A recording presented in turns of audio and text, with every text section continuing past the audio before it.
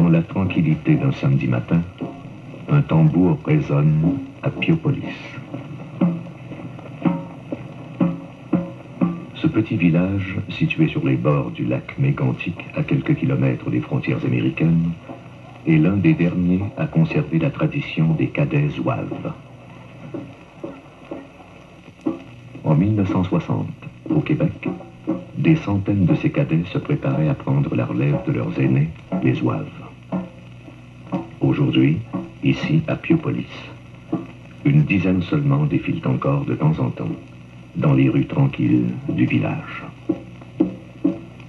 Le but du mouvement chez les cadets, c'est justement comme les anciens zouaves, pas avec des moyens militaires, mais pour être au service de l'Église, puis plus précisément du pape, de la manière qu'ils peuvent le faire dans leur milieu.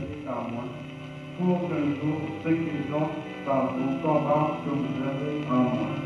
Et cela sera réalisé comme l'écriture à propos de la mère.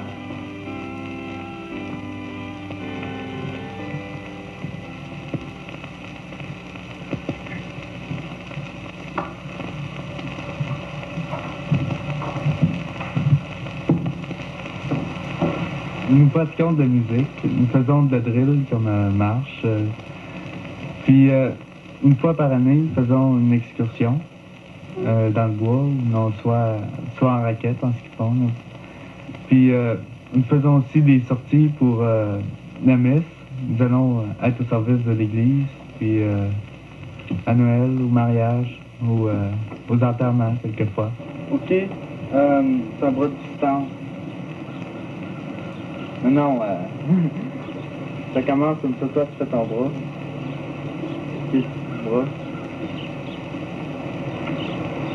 Non, un bras comme ça. Non, rien qu'un. Doublez le fil. Bon. OK. Comme j'ai dit tout à l'heure, c'est ceux dans l'arrière qui viennent. Ben, ça n'a pas l'air niaiseux, mais il me semble que les habits, là, puis tout comment ça sonne, là, il me semble que ça m'intéresse pas. Tiens la droite, ça se fait. OK, c'est ça?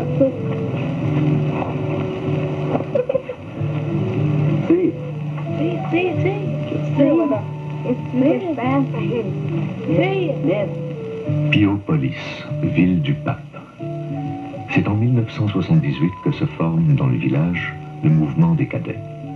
Pour la première fois dans l'histoire des zouaves, des filles en feront partie. On les appelle les filles de Gertrude, en l'honneur de la femme du colonel Langevin, commandant du régiment des zouaves pontificaux canadiens. La présence de ces jeunes cadets portant costume et drapeau n'est pas sans nous rappeler l'époque où le mouvement zouave occupait une place importante dans la vie religieuse québécoise. Actuellement, on compte environ 500 zouaves répartis à travers la province. Leurs activités sont maintenant plus que restreintes en comparaison de ce qu'elles étaient il y a moins de 20 ans. On les retrouvait alors dans des parades, des cérémonies religieuses, des organisations sociales, et annuellement, on pouvait assister à d'impressionnants rassemblements où des milliers de zouaves célébraient la majesté du pape.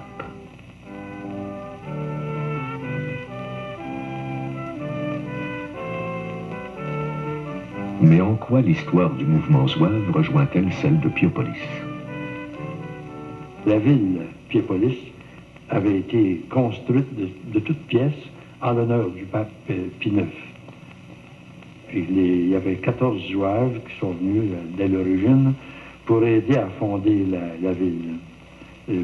Pas attirés par des intérêts économiques ou d'autres choses, principalement pour faire un hommage au pape.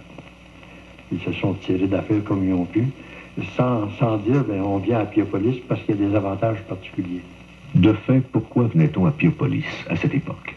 Il faut remonter en 1868 pour en avoir la réponse. L'Italie est alors en guerre.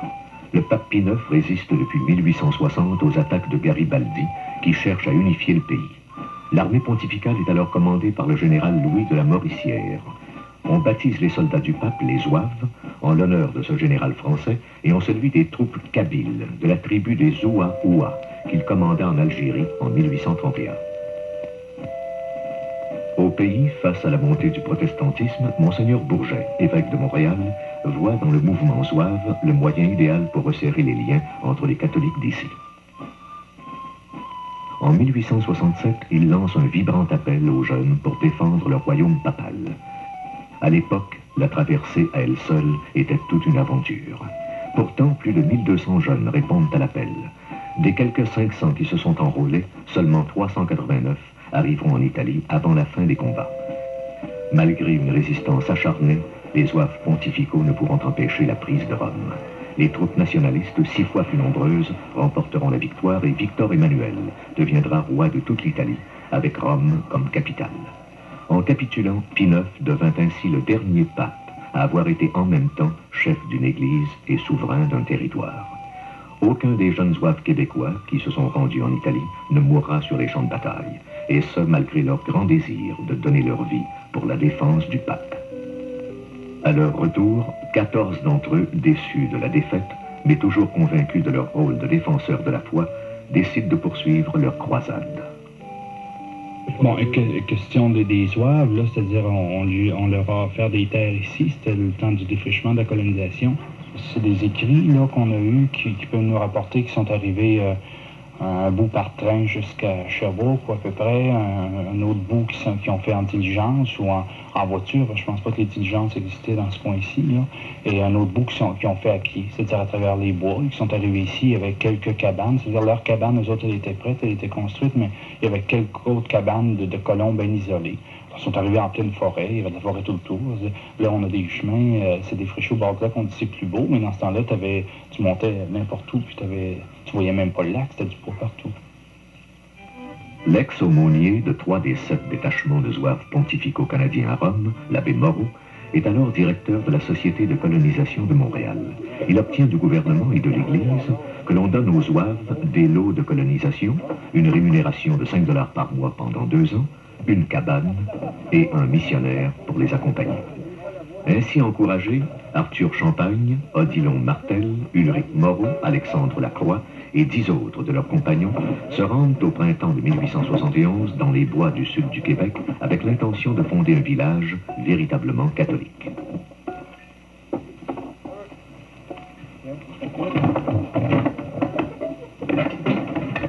Il y a de la place pour un autre.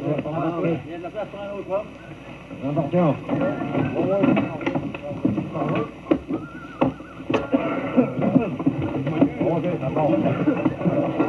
Ils prennent d'abord le train jusqu'à Sherbrooke, puis se rendent en diligence à Winslow, seul village d'approvisionnement pour tous les colons des environs.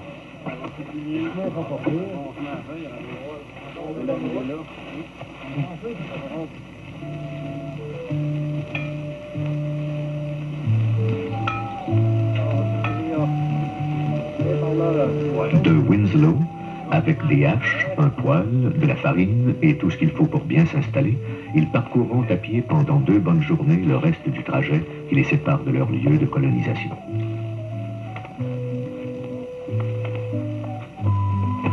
À cette époque, la région de Mécantic est très peu développée.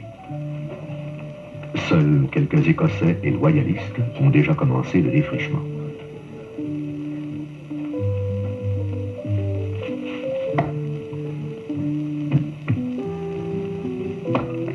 S'installer n'est pas facile. La terre est rocailleuse, le climat est dur, et les Écossais qui occupent la région depuis 20 ans accueillent avec réserve les nouveaux arrivants.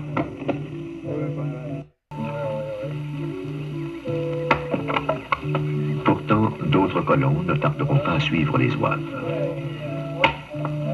J'ai jamais tout su l'histoire du grand-père, mais ça avait parti de Longue Pointe à Montréal, puis c'était bien instruit par la bonne Anglade, mon grand-père, puis pourquoi, quelle raison qu'il s'est emmené par ici, puis arrivé sur le train, même je sais pas si le train se rendra pas à Mégantic, il a dû débarquer à Escastone, puis je pense bien que les journaux avaient bien annoncé que c'était tout un clone d'acte, ça, en cause qu'il avait envoyé les zouaves par ici, hein.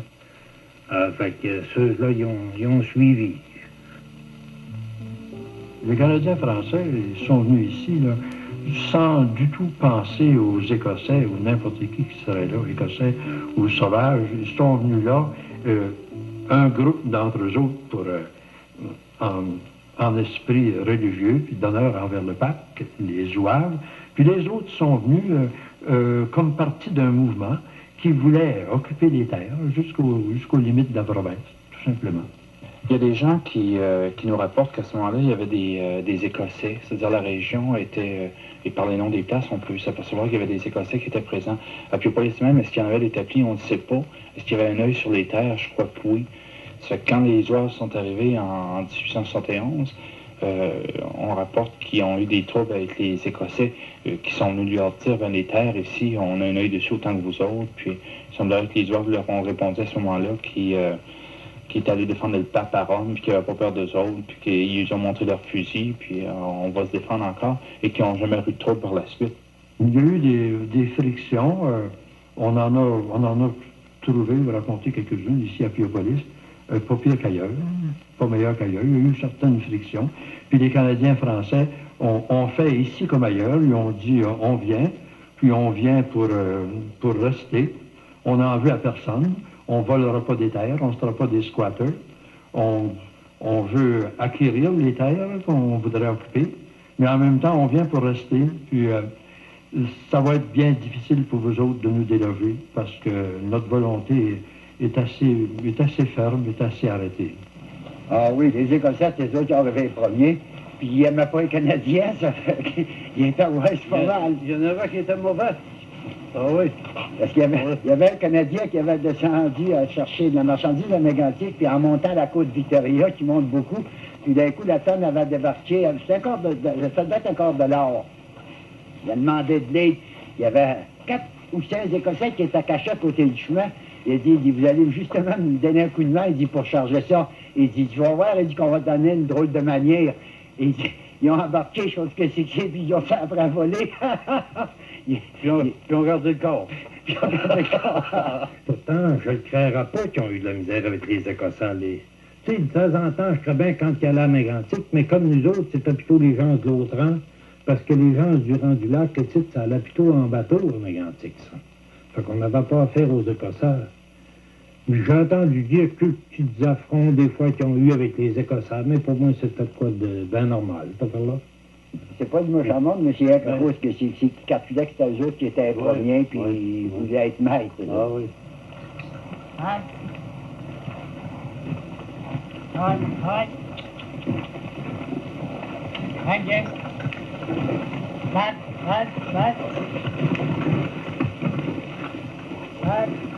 La forte natalité chez les Canadiens français et leur profond désir de s'établir auront raison de toutes les difficultés.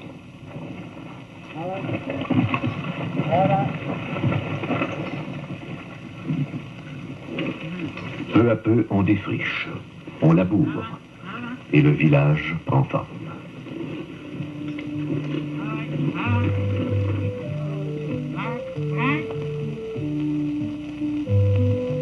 Quatre ans seulement après sa fondation, Piopolis compte 50 familles québécoises et 9 étrangères.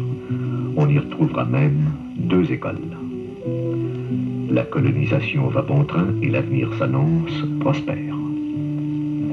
Mais quand les Zouaves sont arrivés, ils ont commencé à défricher là, ici, au Vieux-Bois. Ça, c'est l'ancien bureau de poste. Comment est-ce que ça fait d'années, ça? Ça fait 75 ans. 75 ans, ça fait quoi, là? Ça fait 75 ans. Ça fait partie de l'ancien village. L'ancien village, ça, il y avait le bureau de poste, il y avait les magasins, il y avait une forge, une boutique de forge. Il y avait pas mal tout ce qu'il y avait de besoin pour un village. Hein.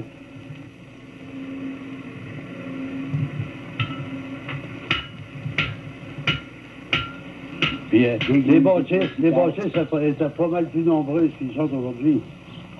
Ici, c'est l'ancienne église. Puis le presbytère, tout était ici. Là, c'était juste à côté. Ça a été démanché dans toutes les cas. Ben, ça a été... Quand ce qui est arrivé, c'est parce qu'ils ont déménagé ça au bord du lac, au lieu de la laisser ici. Parce qu'elle n'était pas centrée. Elle n'était pas centrée, c'est parce qu'il y avait la mission, puis les gens de l'autre côté du lac, eux autres, ils étaient obligés de venir à la messe ici. Ça fait que ça faisait plus long. Fait que c'est pour ça que Monseigneur, ils ont demandé... Et la paroisse grossissait, puis l'église était trop petite. Puis quand ils ont vu ça, en n'étant pas centré, parce que... Un événement important et presque dramatique marque l'histoire de la ville du Pape. Piopolis, située à près de 5 km du lac Mégantic, a besoin d'une plus grande église. 4 sites incluant l'endroit original sont proposés pour la nouvelle construction. Mais on ne réussit pas à s'entendre chez les villageois. Le diocèse de Sherbrooke tranche la question et décide de construire le nouveau temple près du lac. J'ai vécu ça, j'étais jeune, mais je suis venu à Metz ici. Quand elle a été déménagée, ils ont commencé à construire l'église nouvelle là, en 1907. Puis elle a été bénite là, en 1909. Mon grand-père restait en haut. Et puis eux autres, ils auraient aimé autant le village en haut parce que c'était accoutumé. On avait une bonne route qui traversait là, direct au vieux village, ça arrivait direct là. Mon père, lui, je sais bien que pour tout le trouble qu'il y a eu, puis tout le monde qui ont parti, il aurait aimé bien mieux que l'église aurait resté ce que c'est qu'elle supposait être, d'après ce qu'il nous parlait le temps qu'on... Mais ça, comme de raison, nous autres, c'était vague pour nous autres, hein, on n'était pas vieux, nous autres non plus. Et puis quand l'église a été déménagée, plusieurs ont parti parce qu'il aurait voulu qu'elle aurait resté ici. Et puis ça les a fâchés, puis ça a déménagé. Puis il y en a d'autres qui calculaient qu'en déménageant, qu'elle arrêtera au coin. Ouais. Mais qu'elle n'a pas arrêté là parce qu'elle s'est rendue au bord du lac. Puis c'est ça que ça nous a fâché. Ça fait qu'il y en a qui ont dit ils ont parti Piopolis. Ouais. Il y a plusieurs qui ont parti Piopolis dans ce temps-là. Ouais. C'est moitié pareil, mais ça a fait du contre-ordi. Il y en a voulu faire, il y en a qui ont mis le feu. Ils ont essayé de plusieurs fois de mettre le feu dans l'église après qu'elle ait été levée, là, mais ils n'ont pas réussi. L'église ne brûlera pas. Un vent changeant modifia la course des flammes et une grande lisière de forêt fut rasée. À la suite de ces troubles, les liens entre voisins ne seront plus tout à fait les mêmes. Quand l'évêque était venu pour voir, pour le site d'église, là, il y en avait qui mettaient des drapeaux pour maison. Il y en a un, lui, au lieu de mettre un drapeau, il a mis une poche au bout d'un bâton. Mais c'était plus avantageux pour les gens de la mission de l'autre côté du lac parce qu'ils traversaient en bateau à rame, eux autres. Ils étaient obligés de traverser en bateau à rame. Ouais. Et puis ça les en faisait trop là à faire pour venir ici à pied.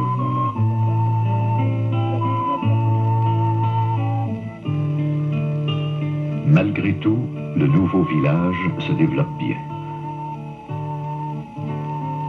L'agriculture et principalement l'industrie du bois contribueront à faire vivre les habitants.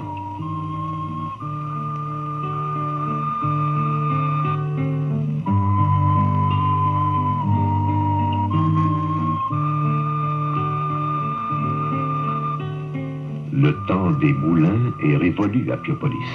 Mais de cette période découlera plus d'une histoire sur la drave et sur les bûcherons. Sur le lac, le bois était tout entouré avec des pièces, on plaçait des baumes. Puis les compagnies comme Stern avaient des gros togs, puis ils tiraient ça au moulin à lac Mégantic. La drave se faisait sur la rivière Bargeron, sur l'ouest. Quand on a le temps de la drave, là, ils montaient des tentes, puis les hommes s'en allaient là. Peter Roy, c'est un type qui vivait justement sur la côte là-bas, là. C'était un petit homme vigoureux. Cet homme-là, là, sur le bois, il n'avait pas besoin d'un gros bouillot. Avec un bouillot de 10 pouces, il traversait le lac. C'était bien adroit. Papa disait toujours, Peter Roy, quand ses bottes sont pleines d'eau, qu'il avait le malheur de mettre un pied dans l'eau, puis ses bottes, il s'assisait à son billot, en plein milieu du lac, puis il déchaussait, il enlevait ses bottes, puis il tordait ses bottes, puis il se rechaussait. Puis il sautait son billot, puis il partait. Il faudrait que ça aille à droite. C'était bien à droite, bien vigoureux. J'ai essayé 12 ans. Il y a des bouts de temps que le moulin ne marchait pas l'hiver. Les premiers temps, le moulin ne marchait pas l'hiver. Mais là, aussitôt que le beau temps prenait le printemps, le moulin partait. Puis là, on s'y a aussi longtemps comme il y avait du bois. C'était bien important, les moulins.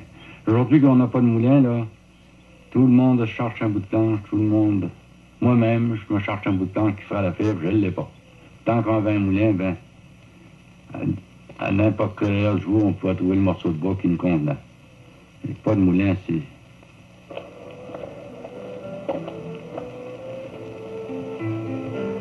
Les temps changent, et la vocation du village aussi. Une fois les moulins fermés, il ne reste que les terres, et elles sont souvent trop petites pour être rentables.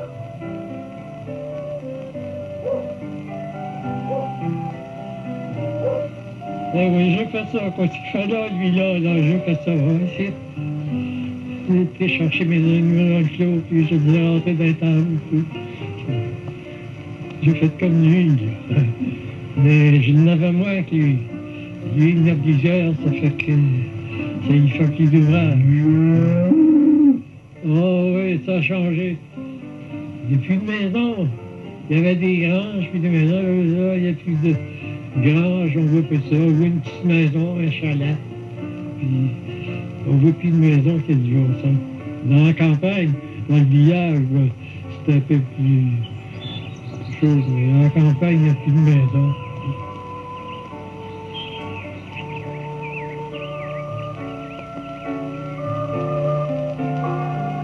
Les jeunes du village, attirés par l'essor économique des villes avoisinantes, quittent donc Piopolis pour s'assurer un avenir meilleur. La population n'est pas nombreuse, mais on sait s'organiser. Par exemple, on a obtenu la réouverture de l'école, et d'autres projets d'avenir se dessinent pour Piopolis. Piopolis compte 365 habitants permanents, des résidents permanents. Puis à l'été, le nombre de villégiateurs peut atteindre 500, de 4 à 500. Ils ne viennent jamais là, tous ensemble, mais on peut dire 500 villégiateurs. L'été, beaucoup de touristes. Il y a beaucoup de touristes. Il ne faudra pas que ça... faudra pas que ça viendra pire que ça, là. C'est assez, ça, là. Ouais. Ben, ça fait bien du monde, hein, puis c'est pas désagréable, mais faut pas être trop non plus. Quand ça vient trop nombreux, c'est déplaisant, tout. Ouais. Bon, c'est une petite place entière, l'été, c'est une place bien jeune, bien belle, hein, c'est joli, puis c'est tranquille. On a une belle vue, comme vous avez vu.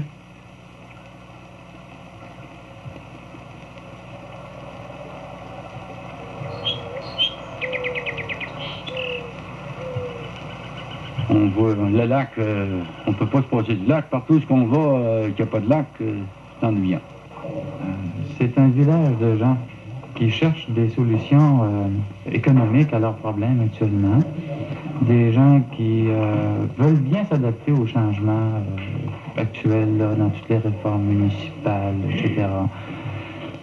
Puis des gens aussi qui n'ont pas perdu ce goût de travailler ensemble. Il y a toujours eu deux écoles de pensée là-dedans, à savoir, est-ce qu'on fait venir bien du monde à Piopolis ou si on reste calme, c'est-à-dire petit village tranquille. Il y a des gens qui voudraient bien que ça devienne très passant avec, je sais pas moi, avec des industries, chemin de fer et tout. Et il y a d'autres qui, pour eux autres, c'est pas important, c'est-à-dire, il aime mieux que ce soit tranquille, on n'a pas les bonnes routes, mais il vient moins de monde en n'ayant pas de bonnes routes. Alors, ça a toujours été les deux écoles de pensée, est-ce qu'on reste tranquille ou si on s'ouvre à la population. Présentement, c'est très tranquille encore. Il y a un peu de touristes, on n'en veut pas trop non plus, nous autres personnellement. Et ayant pas ce chemin-là fait, ben, c'est bien intéressant pour nous autres parce que c'est très calme, c'est très tranquille. Si la cohésion ou la concertation dans le village continue à s'améliorer comme elle le fait actuellement, là, et se maintient au moins, je crois que c'est un village qui va définir une façon d'être assez différente des autres. Par exemple, on a un projet de village d'accueil des groupes d'âge d'or. Ça n'existe pas au Québec, ça. C'est des gens de Piopolis qui l'ont mis sur pied. Mais non, je pense que le fait de savoir qu'est-ce que Piopolis deviendra, est-ce que ça deviendra un village à vocation industrielle ou quoi que ce soit, je pense que c'est utopique de croire ça. Je crois que Piopolis est appelé à rester un beau lieu de villégiature, là, où on vient se reposer, où on vient l'hiver, mais je crois pas que ça devienne plus que ça, Piopolis. C'est superbe comme ça, on veut pas que ça change non plus.